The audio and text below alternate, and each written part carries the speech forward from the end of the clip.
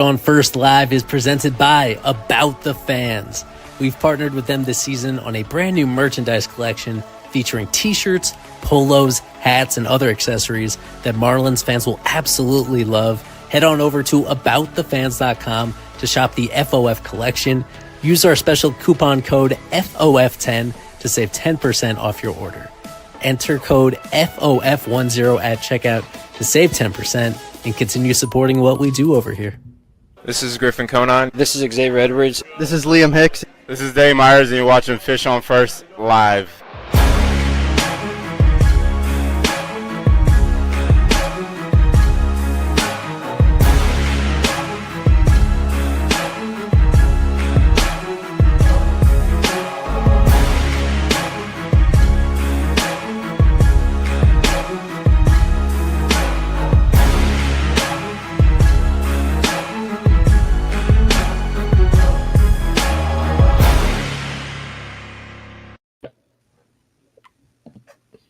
Here we go. Fish on First Live, presented by About the Fans. As usual, cop our merch at aboutthefans.com. Use promo code FOF10 to save 10% off your order. Final stream before the trade deadline in advance of this Marlins versus Cardinals series. The most complicated series of the year to preview because we don't know who's going to be on these teams once the series actually gets underway and when it actually ends.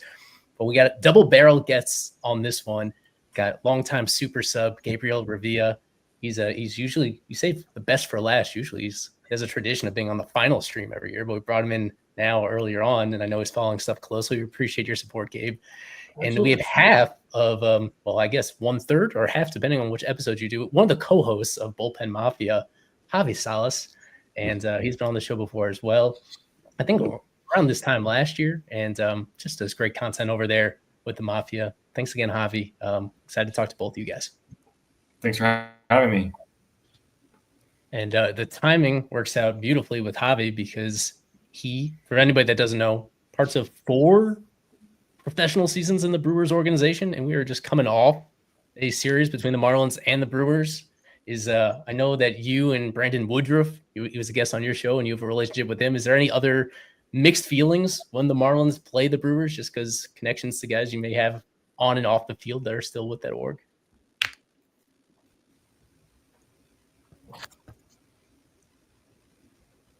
You got us, Javi? I got you guys now. I lost you guys there for a second, but it was, I was going to say, any mixed feelings when the Marlins play the Brewers because of your history with them? Yeah, definitely some split allegiances. Yesterday, one of my good buddies, Brandon Woodruff, was pitching against the Fish, so was rooting for Woody, but hoping that the Marlins would pull it out. And a tough, hard-fought game yesterday. Unfortunately, the Marlins falling a little bit short, but a great series in Milwaukee. I thought they played really well.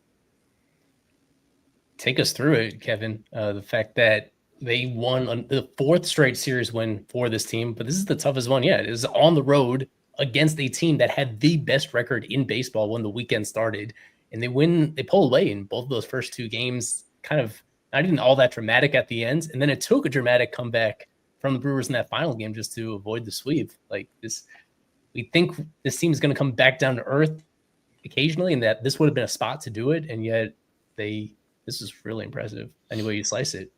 Yeah, exactly. You said it. I mean, it's as impressive as it gets, right? I mean, you go into a playoff atmosphere is what it felt like. I want to say those 3 games with sold out crowds, all 3 of those games. Cal Quantrill goes out there, looks awesome in his first outing, obviously. Only 5, could have given him maybe 6. Fortunately, not the case. So back-to-back starts for him with under 70 pitches, which is interesting. You would think that you would want to save your bullpen, but I guess with the off did help out a little bit. So you get that. Otto Lopez comes in clutch with the RBI. I want to say it's a bases clearing RBI double, moved up to 3rd on the throw, and then Liam Hicks with the sac fly, putting up that 4th spot in the 7th. Kyle Stowers with the home run in that first game too, and then Heriberto with the home run in games 2 and 3, I want to say it was. He had a very good series. And then Jansen Junk, another guy who looked pretty good. And I'll say this, even with the loss, Marlins pitching was very good this series, at least starting pitching. Yuri with another nice outing as well. Looked very good in that one. So, and then shout out Tyler Phillips for 4 innings of work, got the save. And worked out well for him, I guess. He's been like pretty decent recently. I think his ERA is finally under 4, so he's worked his way out of a really bad looking ERA. But overall, great series for the Marlins. Could have asked for a better one. Dane had a home run, finally, hopefully snapping out of that little slump that he had. Obviously, his name's been thrown around in trade rumors, and we'll probably get to that at some point. But definitely, they've traded a guy who could really help out in the power department, play all 3 outfield spots. So honestly, the fact that they just took 2 was impressive enough to me. If they would have swept, you're looking at a really good situation against the St. Louis Cardinals team that's kind of, falling into pieces little by little and will be selling at the trade deadline. One other thing I wanted to get your take on, Nate, is in that final – they end up losing the start, but Yuri Perez, another quality outing from him. He's been even better than he was as a rookie all the way back and more from what we remember him as everybody that listens is aware of. We're going to get into Sandy and Eddie right in the middle of trade rumors. But part of that is because Yuri they feel like he's going to be their ace moving forward. Like, as much as it would hurt to lose Sandy or Eddie, I mean, the sky is the limit with what Yuri is doing. There's not many guys like him in terms of what they're capable of. And for him to be doing it, still only 22 years old, just blows my mind. I imagine blows your mind. Yeah, everything he was prophesized to be and more, to be honest with you. He had the best July in Marlins history as a starting pitcher. Ridiculous whip, ridiculous ERA. It started out with that amazing start against Minnesota earlier in the month on that Wednesday game, and he's been cruising ever since. And I only think he's going to get better from here. He's really been you saw it, I believe, against the Padres. He was really, really fastball heavy. Threw, I think, 27 fastballs, mixed in just a couple of off-speed pitches before he finally mixed them in and started to get rolling. But you saw it in the start against Milwaukee, mixing his off-speed a little bit better and spotting his fastball wherever he wants it. That fastball is incredible. Any quadrant of the zone, you name it, he can dot it there. And he's been awesome. It gives you a lot more leeway, like you said. He allowed to deal guys like Sandy and Eddie, who have definitely A stuff. When you have a guy with like 22-year-old Yuri Perez, who's under team control forever, the guy has been, homegrown Marlin. There's no one else that could lead this organization and rotation in the future like him. It is so incredible to see. I was a little bit worried how he'd respond after Tommy, but he's been honestly night and day from Sandy. I assumed that they were going to be flipped, how they would look from Tommy between Sandy and Yuri, and he completely blew every expectation I had out of the water. And he's pitching against teams that are no rollovers: Milwaukee, San Diego, Minnesota. I believe he had Baltimore too, who still has that good lineup, even though they've had a bad season. It's incredible. He's in it's not just him as well. You mentioned Jansen. Cal's been great of late as well. And of course, Sandy and Eddie, who we have to just wait and see what's going to happen there. But if you have Yuri Perez manning your rotation for years to come, it's hard not to get excited about not just him, but the entire future of this rotation as well. It's amazing to watch. And just the Marlins keep getting these aces. I don't know where they keep getting them from, but it's special. Take a look at the standings, and we're going to keep doing it as long as they remain like in this territory, even after the deadline, even if they sell, they're kind of in the picture. How have you been experiencing this recent run, Gabe, where they're kind of just staying in the mix here? 6 games back of the Padres, but tied with the Diamondbacks team that's selling. A couple games back of a Cardinals team that they get to play head-to-head now that's probably going to be selling in some aspects. Has it changed at all what you want this team to do at the deadline? The fact that they're just hanging in here, the fact that they're better than expected. Yeah. Quite frankly, I have no idea who this team is. It is unbelievable kind of seeing what they're doing and the way that they're competing, even the way that they lose games. I've been kind of watching closely, just like, man, how does this team lose? And man, they're still competitive. In terms of what they do at the trade deadline, I still think they need to stick with their guns and go ahead and sell. Maybe not hard sells or anything like that, but obviously Sandy's on the board, Eddie's on the board. I thought I read something about Dane Myers being on the board, as well as Jesus Sanchez, which okay, that's fine, but again, if we're getting rid of Sandy, if we're getting rid of Eddie, these got to be situations where we're not missing, because that's been our issue in the past as a team is, we've got these great opportunities and these great trade pieces, but what we get in return really doesn't pan out, and it's frustrating as a fan. So that's where things stands entering this important series. I did want to pivot to a non-trade deadline related matter really quickly, just because today the Marlins finalized their 2025 draft class. This was deadline day to get a signing done with their comp rounds A pick, Cam Cannarella, center fielder. The negotiations were kind of over really insignificant amount of money, all things considered in here. It was more so about whether the Marlins were willing to exceed their bonus pool in order to pay a certain tax, or whether they kind of stuck to their guns and ended up paying him what is essentially slot value, $725 above slot value. It's like $2.27 million and a couple hundred just to make him feel special. And they end up compromising on that right there. It's the first time since 2020 that they signed every single guy in their draft class. I guess just circling back to this gate, I'll go to Javi on this. Just your impressions of the fact that the Marlins went all college with their draft class. We've covered this before on the show, but now that's all final and the dust has settled. They end up spending like $15+ million to sign just college guys. What did you think of that approach for something that we just never seen before for a team over the course of a full-length draft to go with the guys that are closer to the big leagues, maybe don't have as high a ceiling as other guys, but they end up getting it done, and it's an unusual. It's definitely a big pivot from what they had done the previous couple of years. Yeah, personally, I love it. I think it shows that Peter had a plan. I think from an elevating the farm system perspective, you're certainly elevating the floor, right? I think that's what he's done in trades in the past. He's looking at volume. We're trying to get and flood the system with as many players that are big league ready as possible. And I think you can look at the top of this draft class and say, hey, the top 5 or 6 picks might be playing at Lone Depot in the next 12 to 18 months, right? So I think you look at a guy like Ava Arquette, who was presumably a top 5 talent, and he falls to the Marlins. It's a home run pick. I saw Cam Cannarella play against Miami a couple of times, and I've seen him, in ACC play. He's a dynamite player. I think what he brings in center field is tremendous. Obviously, the left-handed bat is intriguing as well. So I really like what Peter did. I think it like I said, it elevates the floor of your farm.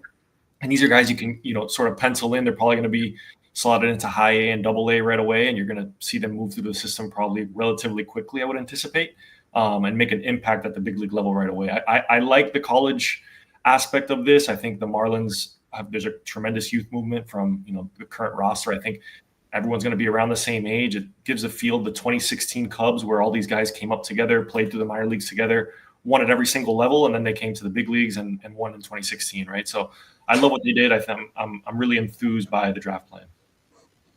There's a peek at all the guys from the top 10 rounds and the money that each of them got, how they spread it around. Ava Arquette ended up getting almost half of the money himself, but it kind of fell in line right there. And the way that they maneuvered it to sign all 21 guys that they picked so far. And Kevin, we think a couple of these guys go straight into the top 30. Obviously, Iva and probably Cam as well. And then from there, it's going to be more of a conversation, but we'll sort that out right after the deadline. Yeah, exactly. I think you said it. Iva and Cam will definitely be in the top 30. Obviously, deadline's still not here yet, but if the Marlins don't really make anything crazy and don't make any crazy trades, Iva should slot in as the number 3 prospect, I think is more or less the agreement. So it'd be Thomas White, Joe Mack, Iva, and then Cam probably towards the middle, lower end of the list. But we'll see. I mean, we also have to move up certain guys, lower certain guys. Obviously, Jacob Marcy is going to get a nice little bump. We'll see where the rest of the guys move. But maybe you could add, if you have space, one of those other guys. I'm a big fan of the Chris Arroyo pick. Originally wasn't, but after just looking at it a little bit more, diving into it, I was a fan of it. I think he slots well in the outfield, and the corner outfielder told us that they were going to try him out there a little bit. So we'll see how that goes. But overall, I like the way they went with the draft. A lot of underslot value, picks there, which I was a big fan of. You need those to work out the rest. And who knows? I mean, if some of those were underslot, I'm sorry. Who knows what would happen with Cannarella, but I figured he would sign regardless. But yeah, I think it was a well done draft for Mr. Peter Bennett to win 21 for 21, something they have not done in a very long time. I don't think they've ever done it, aside from 2020, which I don't know if we count. Yeah, it's hard to compare because the draft used to be 1 million rounds, and then it was shortened to 40 rounds, and then it was really shortened to 5 rounds, and then it was back up to 20 rounds. So it's been a moving target when it comes to this sort of stuff. But But from there, got the rest of the show to talk about trade deadline stuff.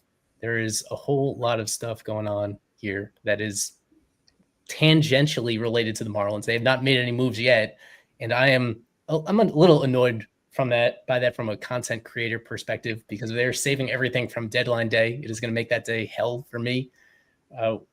Nate, I don't know, what's your opinion on like the pacing of it? Last year they spread it out. Last year it was like a week before the deadline that they flipped that trade to get Davis and De Los Santos and Andrew Pintar in exchange for AJ Puck. A couple days later they do the Jazz trade, and then it's 3 days later they do everything else.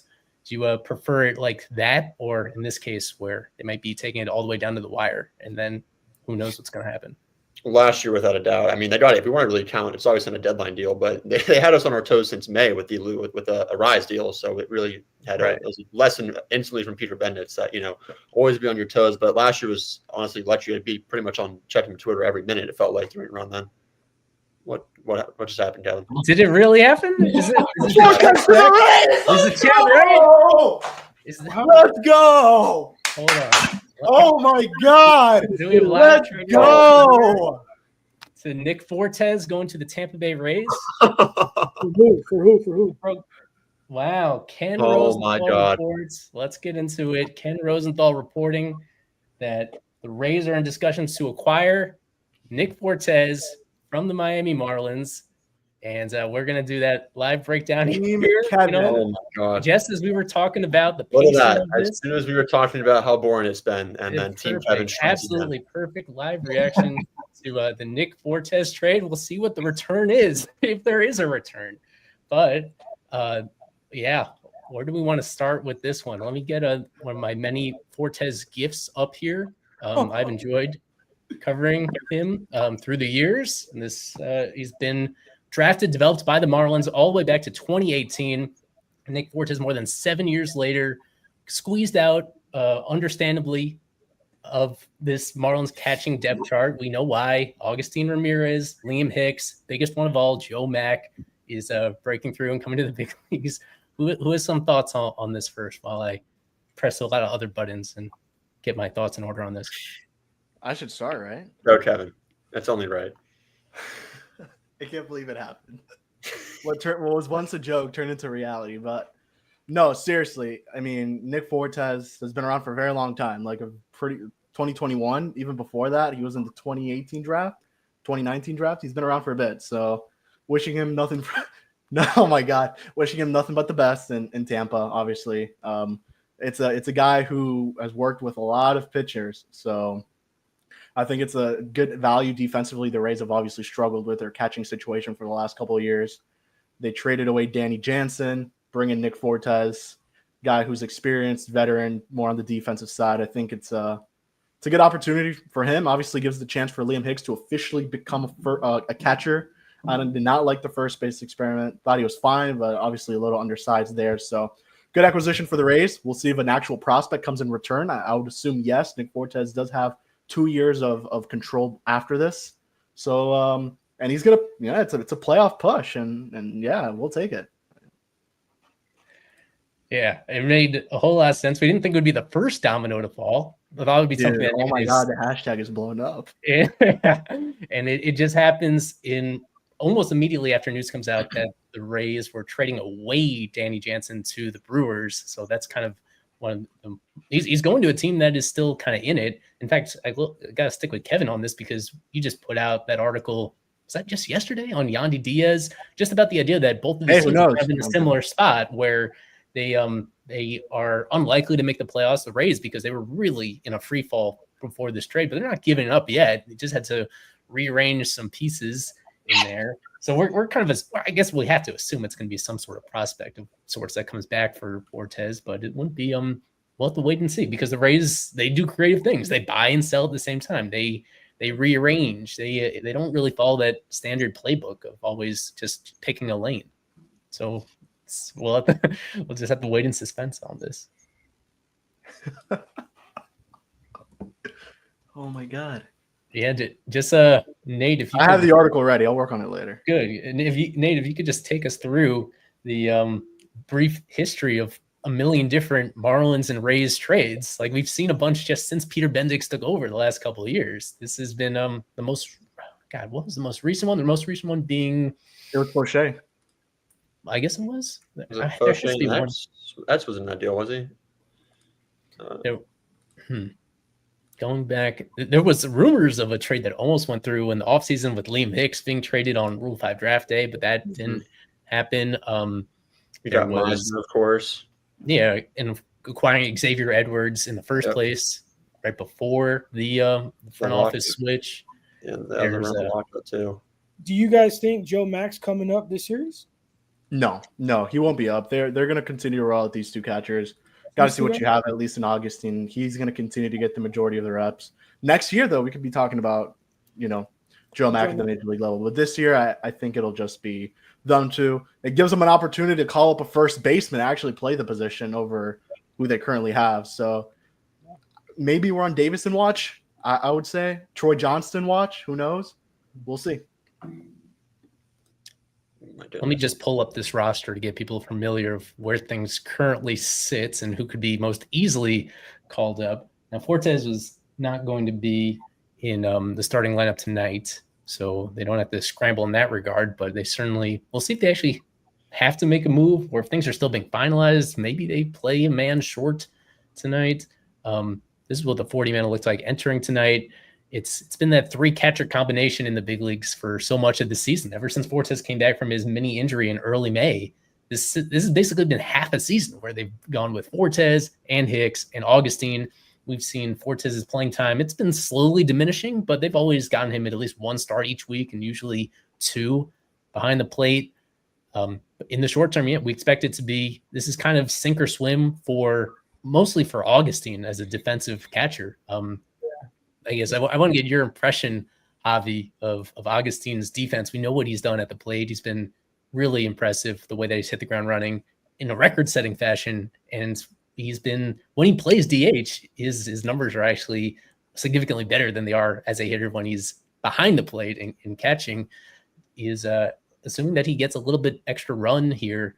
Like, this is his chance to kind of sink or swim at that position before Joe Mack comes up behind him. Do you think he has a chance at sticking at catcher, or is he inevitably going to be moved off and we'll just have to be a bat only type of guy?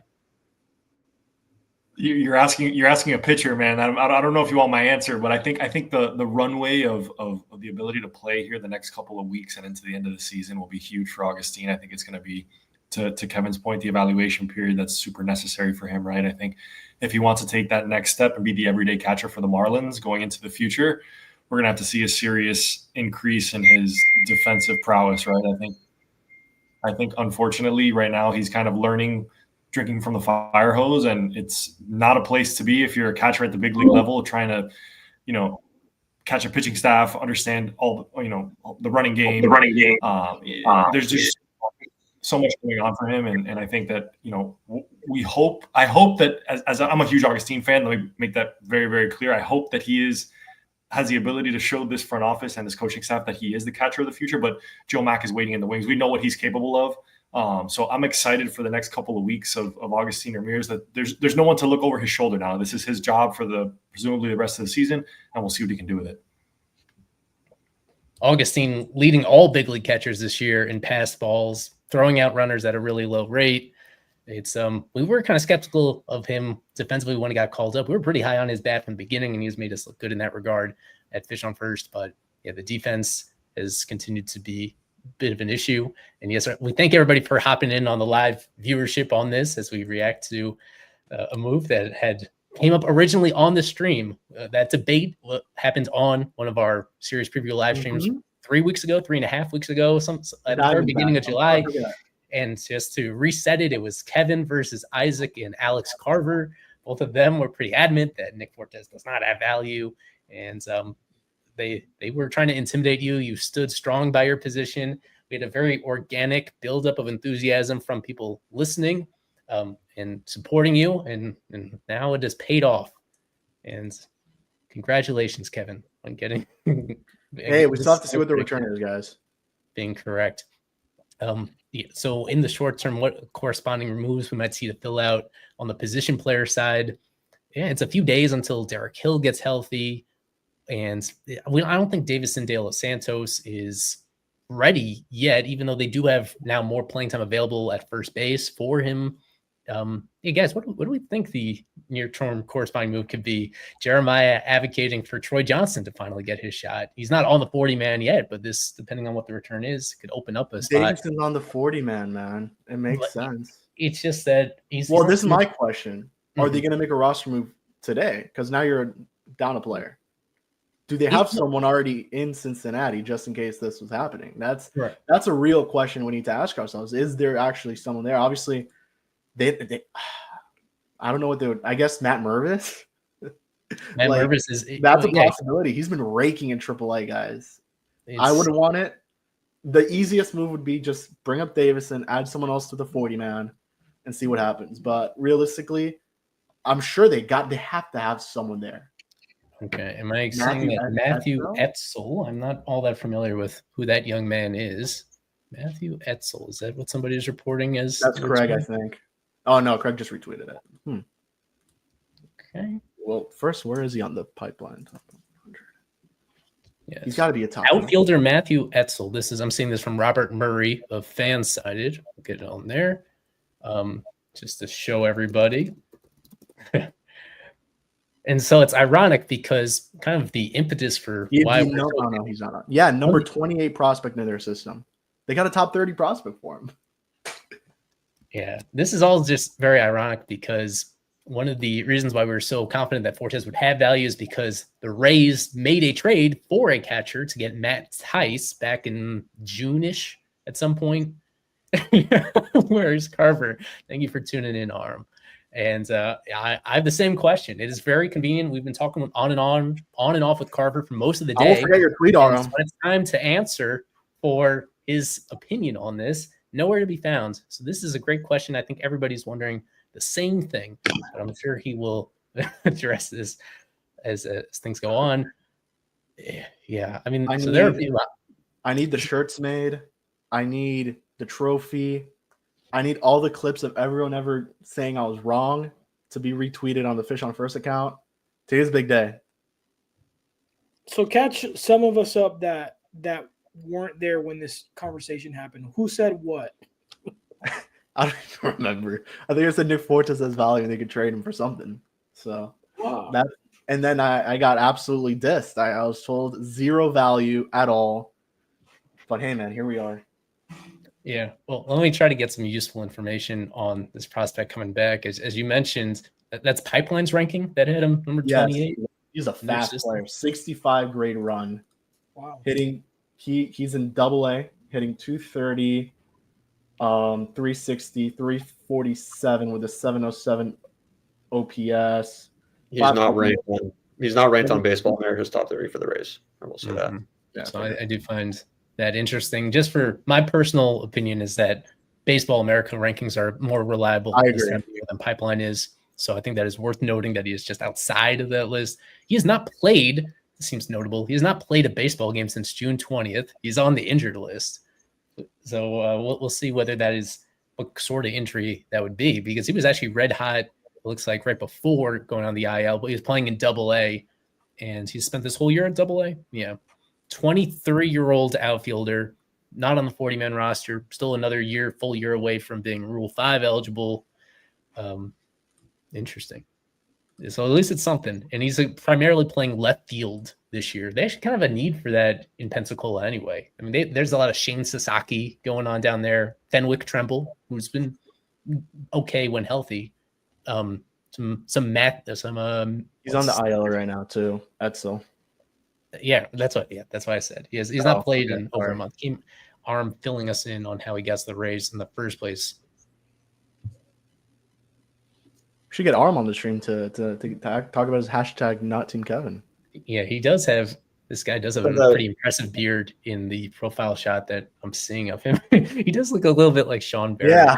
Our previous live stream. Yes, that's funny.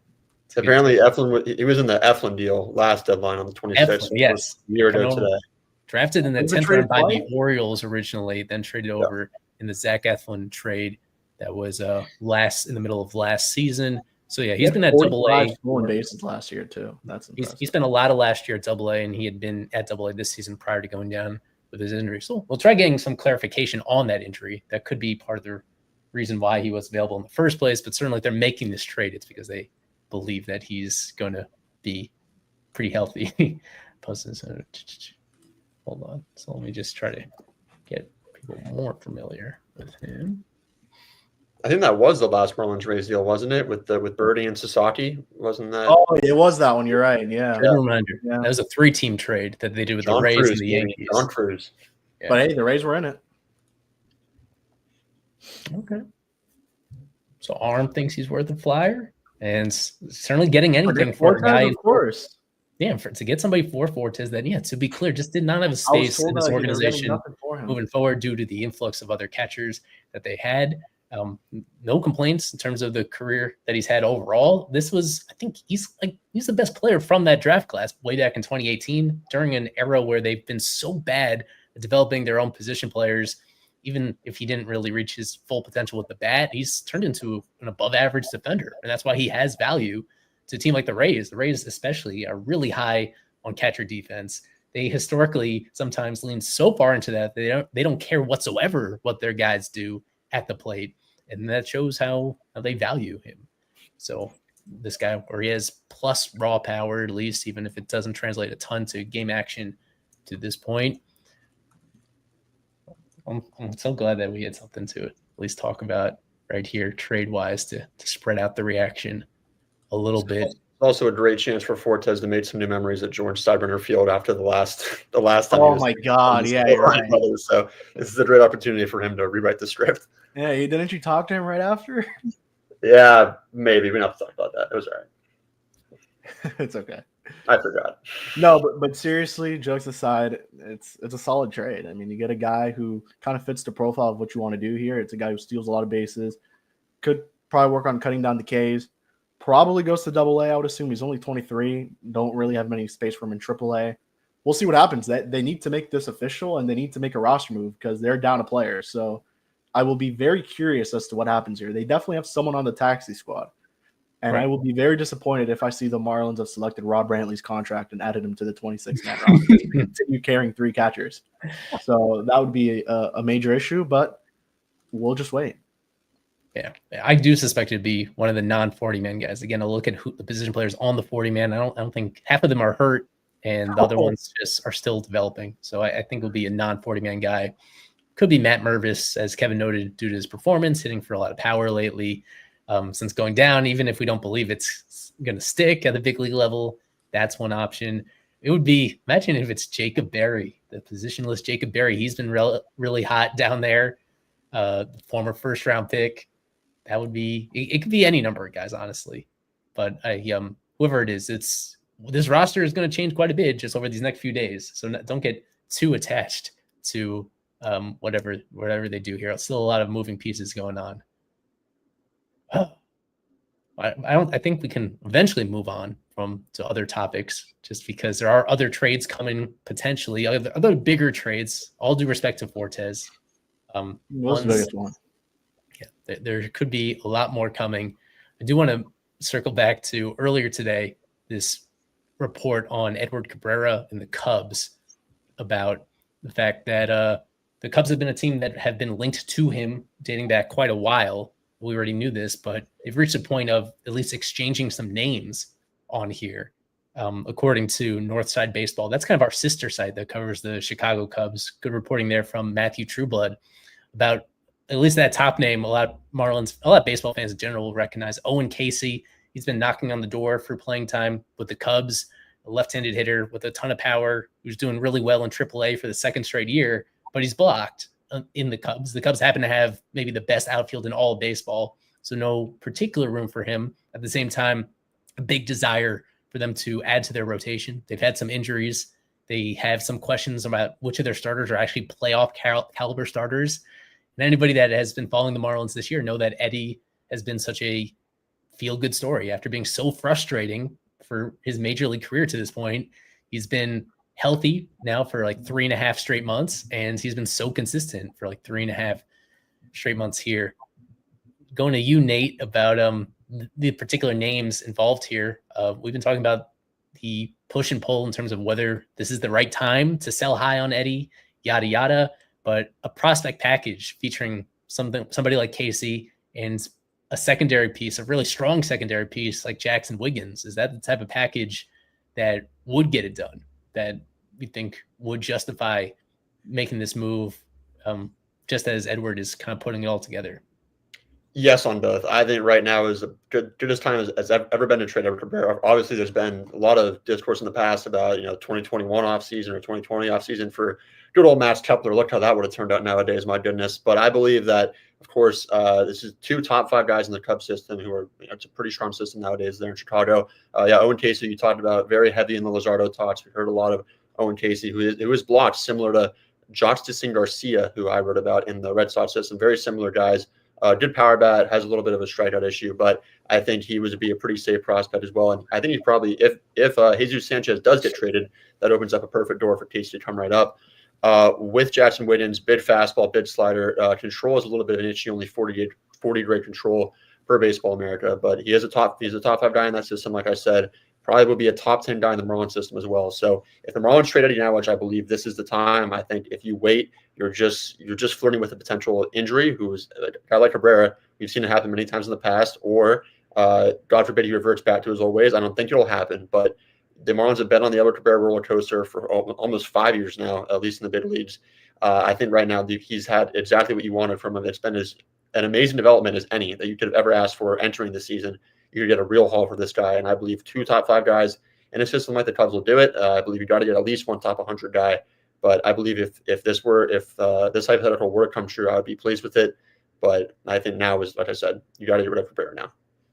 Just to answer this question, it is very much up in the air in terms of whether he gets dealt or not. The fact that he has 3 more years of club control after this year, and it's really inexpensive years just based on this base salary they're starting off with this year.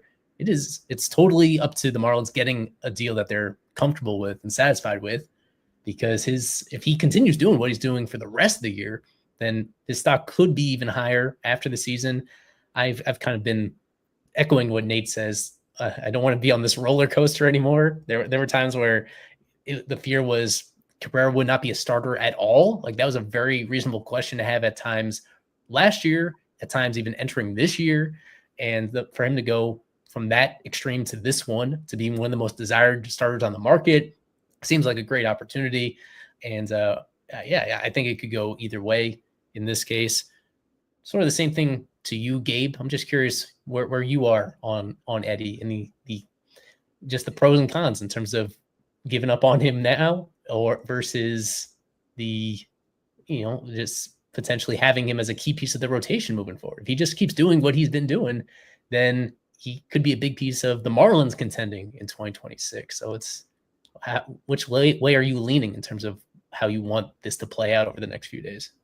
I think I would agree where I'm tired of the roller coaster. However, just watching the guy pitch, it almost seems like a different person.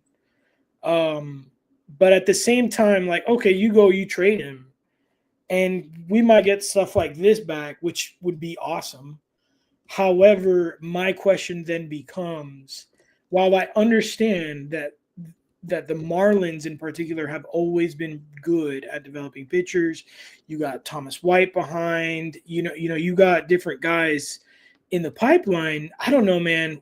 If we're talking about eventually contending within the next 2-3 years, there's a part of me that's like, man, keep him. But at the same time, if his value is as high as it is now, what we could get back, honestly, I think getting rid of him might actually be the better option if we're getting something like Owen Casey or Jackson Wiggins or something like that, like something that we're not missing on. I think that's kind of my route, because to be fair, like, as frustrated as I was getting with Eddie, the last couple of years, especially, it's been like everyone sees it. Like, the guy's got the stuff, but it's putting it together. and it seems like it's paid off thus far. I will say I took some extra time this afternoon to study up on Wiggins and actually watch one of his recent starts, and I came away kind of underwhelmed. Where he's got a special fastball, he's got a better fastball than Eddie does, where it's similar velo, but the ride that he has and his ability to locate it, I think he's going to, if he reaches the majors and he's in Double A right now having success, he's going to strike out more batters than Eddie will, and that's something. But he's the guy that has a lot of reliever risk too, and maybe even more than Eddie. He doesn't have as deep a bag as Cabrera does. It's just lacking kind of consistency with his secondary pitches. It's so much about the fastball, and he can just overpower guys even in Double A, just fastball 70% of the time. At the same time, control is still kind of iffy with him, where there's a scenario where he's a little better than Eddie is right now, and there's a scenario where he's just a reliever and a guy that misses time. He hasn't pitched very much at all the last month or so. He's only pitched 2 innings over the last month, and it's unclear why, whether that's injury related or how old is How old is he? Yeah. They're both of these guys 23 years old. Casey just turned 23, and Wiggins is in the middle of his age 23 season. Wow. I just echo what Arm was saying. When you watch him pitch, it's really intimidating out there, and you could see the upside. But it's really fastball reliant right now. And there's injury history with him too. He underwent Tommy John in college. He and as I said, missed time recently. So it's not a perfect prospect. It's a guy that has trended up this year for obvious reasons. He's been dominant. He's put up like a 2 ERA, and the underlying numbers are almost as good as well, where he keeps balls in the ballpark, the strikeout that I mentioned. But it's not a slam dunk. Even Casey kind of has some of his concerns as well, where he's the potential is for him to be a good everyday outfielder with above average power.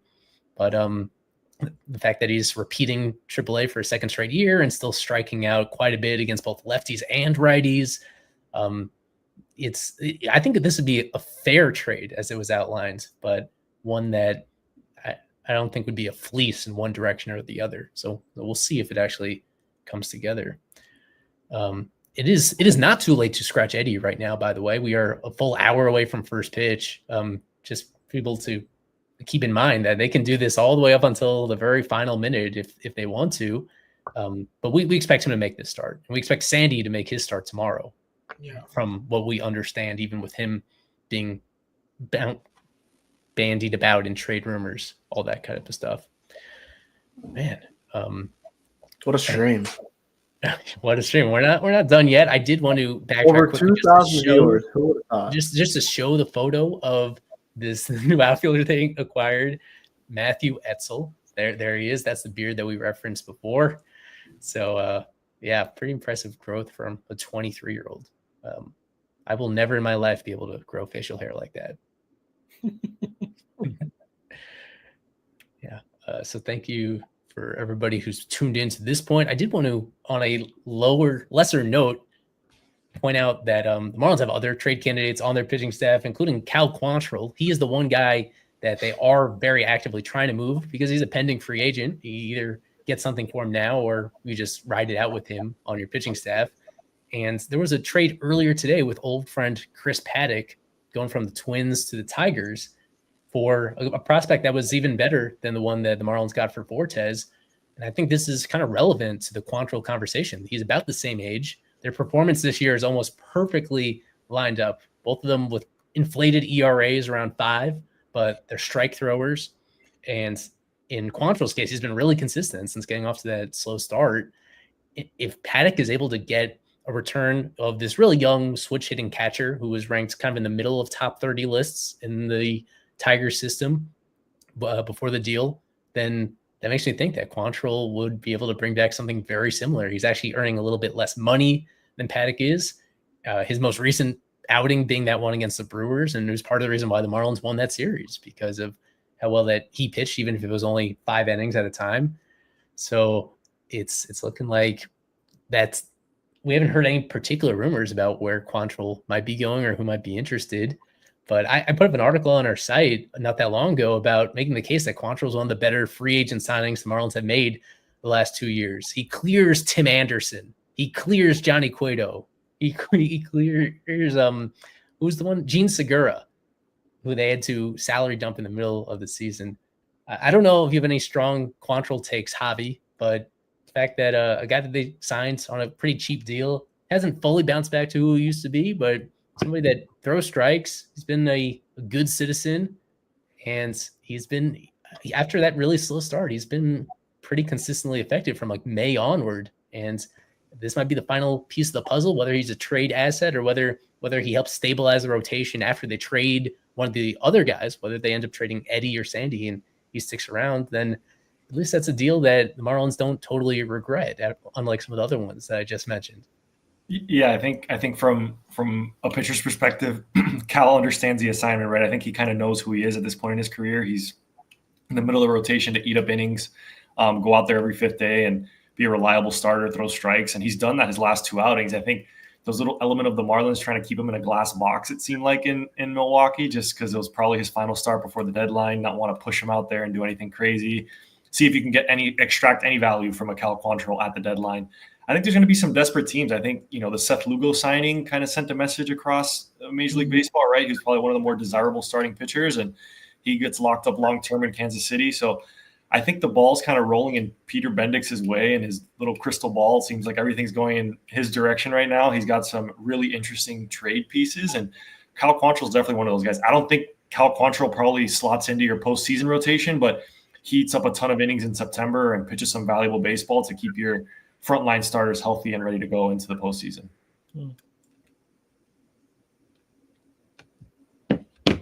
Yeah, we'll see how quickly that gets done because he is their listed starter for the final game of this upcoming series on Wednesday. If they're determined to trade him, it doesn't make a whole lot of sense for them to risk an injury and have him pitching in that particular game. But then again, you could kind of say the same thing about Eddie and Sandy, that it seems that they're going to move forward and pitch them even as trade negotiations are going on. It's different in Quantrill's case because this is the window to get a deal done. If you don't trade him by Thursday, then the only other compensation you could get is run him through waivers in August and you can save some money, but you wouldn't actually get a player in return. Cal to the Angels. Yeah, the Angels are crazy enough to continue buying. We've seen them do that before through the years, that when they're below 500 and have like this enough chance to contend, they continue to give up prospects in order to desperately try to catch up. They can't totally rule that out. Quantrill to the Red Sox. Yeah, they're going to get pitching of some kind, we expect. But I think they're going to be aiming higher than Quantrill. That would be pretty bad for them. We do have a series coming up. We can briefly just take a look at how these teams line up. As mentioned before, they're pretty close in the NL wildcard race at this point. If the Marlins are going to, even if they're going to sell some pieces, they are still competing. And if they are going to make some miracle run into the postseason, they'll have to leapfrog over the Cardinals, who come into the series up by 2.5 games on them. So let's really briefly start on the Cardinals side, just looking at who we got going right here. Notably absent from their lineup, Nolan Arenado, who himself has kind of been in some trade talks if he's willing to waive his no-trade clause, if other teams still – it seems like a long shot that he gets moved, but he happens to be sitting today. Otherwise, it's a lot of their usuals in there.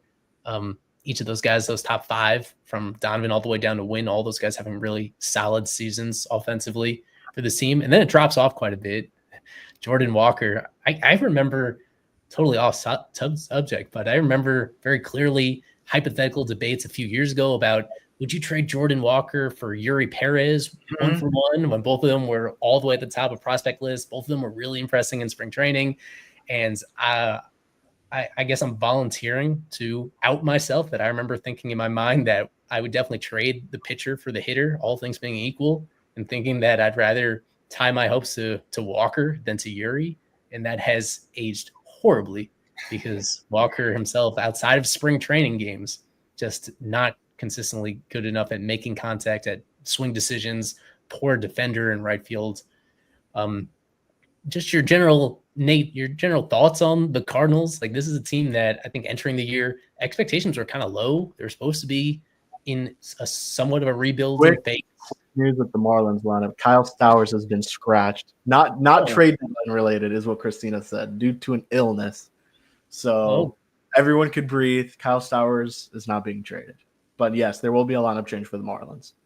Okay. Which I guess is Heriberto in there, so it would be him. Refreshing the page. I'm not seeing this very short notice change on Stowers. I mean, they need to do a couple things. So this is going to be a very interesting looking game today. Yeah. Your quick thoughts, Nate. Hasn't changed it. Yeah, Kevin, don't scare me like that ever again, please. That really my heart. I wanted to screw with you guys a little bit to also wait for the second part but it worked.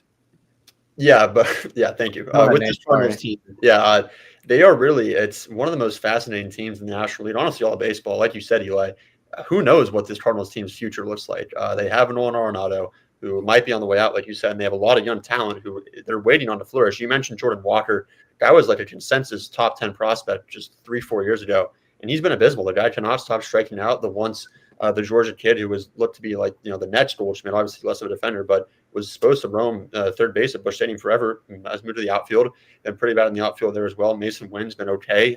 Obviously one of the strongest arms in the game at short, but outside of that, you have Brennan Donovan, Alec Burleson. They signed Wilson Contreras to that huge deal, and they're treading water. They're around the Marlins. They have an older squad.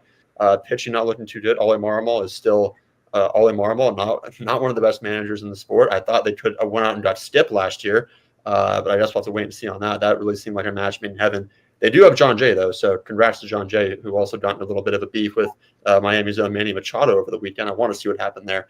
But, the Cardinals, again, very, very interesting. I think this trade deadline in this offseason will tell us a lot about what they want to do for their future. I think it's very unfamiliar to St. Louis and the fans that come down here to Jupiter every spring, but a rebuild is not you don't see that often from St. Louis. So I'd be surprised if they do a full-fledged, but treading water like they are right now has not worked out too well for them as of late. So unless some big developments come from Wynn, or one of these guys in the top half of the lineup presents himself as a legitimate franchise player, they might have to go rebuild mode. But they do have J.J. Weatherholt waiting in the wings, who I believe was just ranked as a top 10 guy per Baseball America. That guy's a stud at shortstop. So it'll be interesting to see, but I think the Marlins are in a good position to keep rolling here in St. Louis.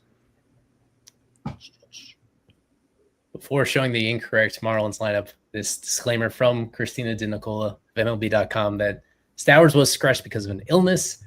I just recently received DMs from panicked fans about the fact that Stowers' name is still in some trade rumors, despite all the obvious indications that he's staying for the foreseeable future for a long time, given that he's in the middle of one of the best offensive seasons for any Marlins hitter ever, and that he's pre-arbitration eligible, and that the team is winning games.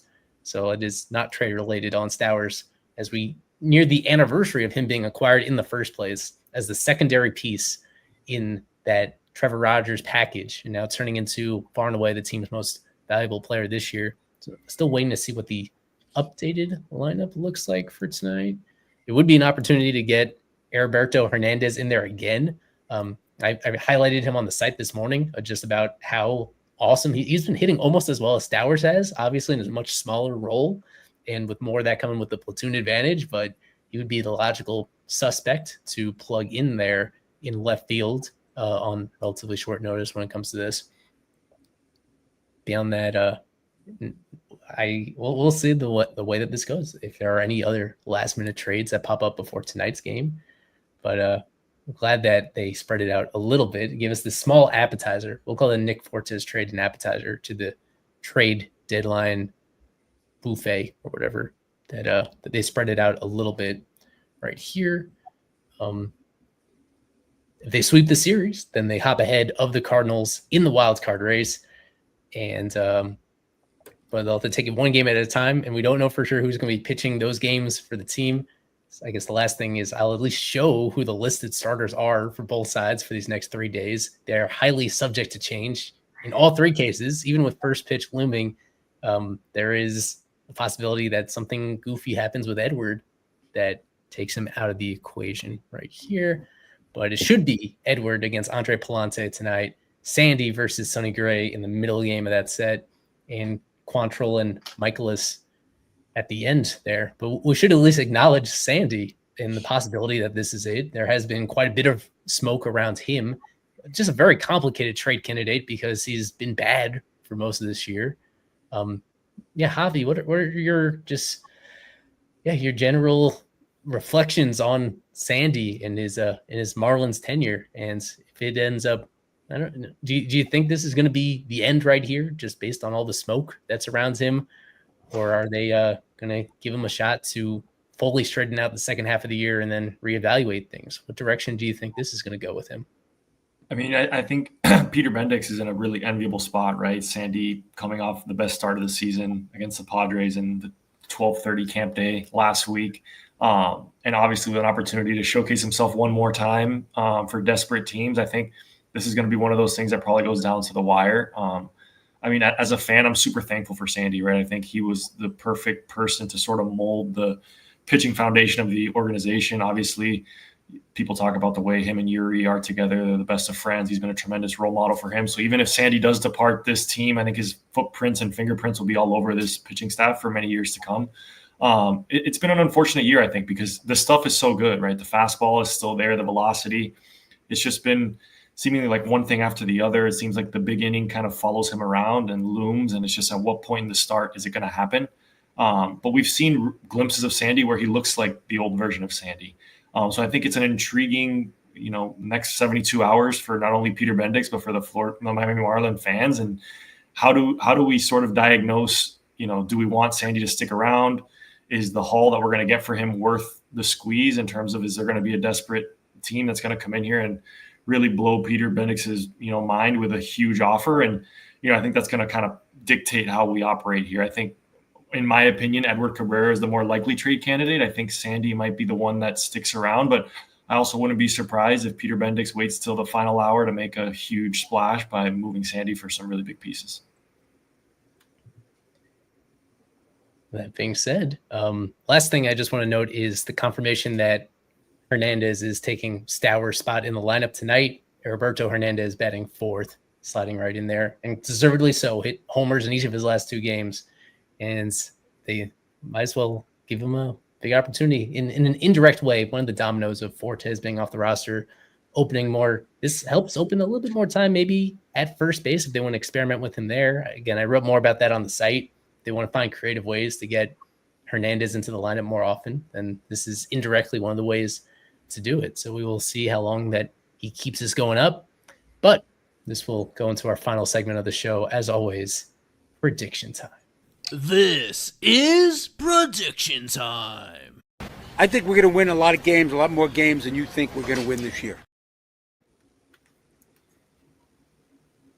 He's been right. He is that clip is just aging so well for Bruce.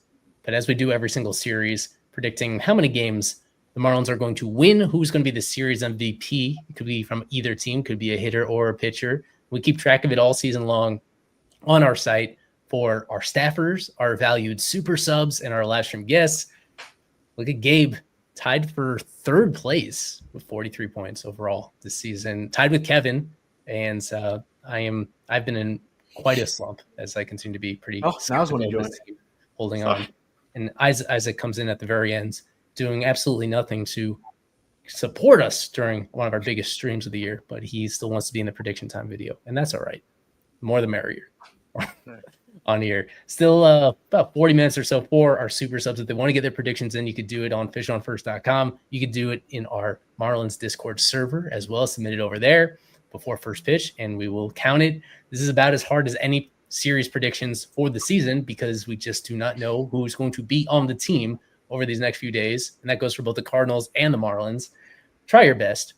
And still a long season to go even after the series to make up ground and determine a winner right here. We're going to add a little twist to today's version because the deadline is coming up.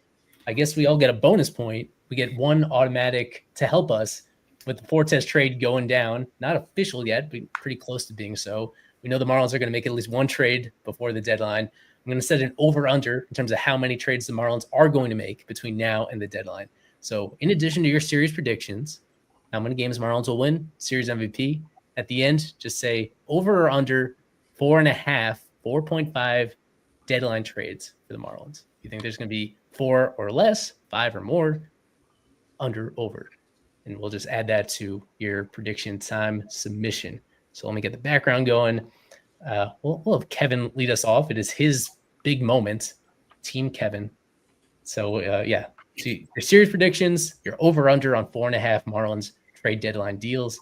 I'll cue up the music. And including the Fortes one? Including the Fortes one, right. So already one down. Will they get to 4.5 over-under between now and the trade deadline?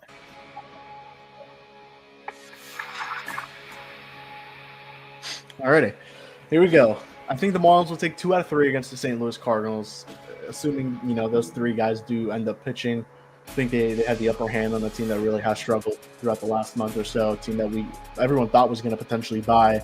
In my MVP, I was going to go with Stowers. That's not going to work anymore, really. I'll go with Gus. I'll go with the Gus bus. I think he finds himself with a big series here in St. Louis Busch Stadium. So, trades. I'll go with the over. I think it'll just hit. I think obviously Fortes already on the move. That's one. I think they end up trading Bender. We'll see what happens with Sandy and Edward, and I think they end up moving one of those, maybe 1 or 2 outfielders. And the minor league overhaul of players from AAA starts to happen on August 1st. Okay, we'll go to Nate Karsmer. Your predictions, sir. Yeah, the Marlins have not had the best of luck at Busch Stadium recently, but they're one of the best teams in baseball right now, man. You got to ride the hot hand. So I got the Marlins taking 2 out of 3. Who knows who's going to start today, tomorrow, or on Wednesday? But I have faith in this lineup, mainly because the man at the top, you guys knew was coming. It's Xavier Edwards. I haven't picked him in a while, hitting around 340 in the month of July. Franchise second baseman right there. As for trade season, I'm with Kevin. I think they're going to go over 4.5. I was around 4 before the stream, but with Nick Fortes now being the Tampa Bay Ray, I'm going to go with the over. I think Edward Cabrera is gone, Cal Quantrill is gone, Jesus Sanchez is gone, and so is Anthony Bender at least. So I'm going to go with the over. Gabriel Revilla, you've been awesome at predictions this season. Try to keep it going just like them. Tell us what you have in mind. All right. I'm going to say Miami takes 2 out of 3. But I'm going to do something that's really risky here. I'm going to say that Sandy Alcantara will be the MVP, knowing that he might not be in the lineup. So I'm fully aware of that. And I think we're going to see, in terms of trades, I think it's going to be 3 or less. So. Okay, we're going to punish Isaac by putting him all the way at the ends, which means we'll go to Javi Salas next. Your same set of predictions. Tell us what you got in mind. I got the Marlins taking 2 out of 3. I think we get masterpieces from Eddie Cabrera and Sandy Alcantara will likely be their last starts as Marlins. In terms of trades, I'm going to go over. We already got 1 in the bank. I do think Edward and Sandy will get moved, so that'll put us over the 4.5. It'd be interesting to see what the rosters look like on the 3rd game of the series. Both teams, 5.5, 6 games out of the wild card. I think there'll be some serious selling going on. We're going to see a lot of people coming up and down on both rosters, the Cardinals and the Marlins. In terms of my MVP, I'm going with Dane Myers. I think he might have finally found something in Milwaukee over the weekend. I expect him to do big things this week against the Cardinals. I'll this time give the Marlins the benefit of the doubt and have them winning their 5th straight series, 2 out of 3 against St. Louis. This has been somewhat of a ballpark of nightmares for them. They're 2-10 in their last 12 games in St. Louis, going back a few years. I think that starts to even out right here. Pretty safe pick with MVP, somebody that I feel highly confident is going to be in the lineup each of these games. Xavier Edwards, he has been consistently playing really well in a way that I think is continuing to be overlooked. Just take out his time as a shortstop to begin the season, it looks offensively a lot like what he did last year. That was so impressive to be a spark plug at the top of the lineup. For trades over under 4.5, I'm going to go over. I'm going to go with 5 trades, including the Fortes one that just happened. Cal Quantrill is going to go. That's 2. I think Sandy Alcantara is going to go, unfortunately, to some. I know that will be extremely polarizing. Anthony Bender, number 4. And then 5th trade that I had in mind. Jesus Sanchez. You read my mind. Jesus Sanchez, whatever they could get for Sanchi in order to open up more time in the outfield, I think they're going to do it. That was Isaac popping in. He will finish off this segment. Go ahead, sir. It's a team sport, but Kyle Stowers being a late time scratch, I think that really hurts Marlins' chances. This offense revolves around him. Miami loses 2 out of 3 for the first time in a while, and my series MVP is going to be Ivan Herrera of the Cardinals. Over under 4.5, I think they're going to fly over as well. 4.5 is the one included with Fortes, and I think they trade those 4 other guys that Eli mentioned as well. Alrighty. combo Cardinals series and trade deadline prediction time.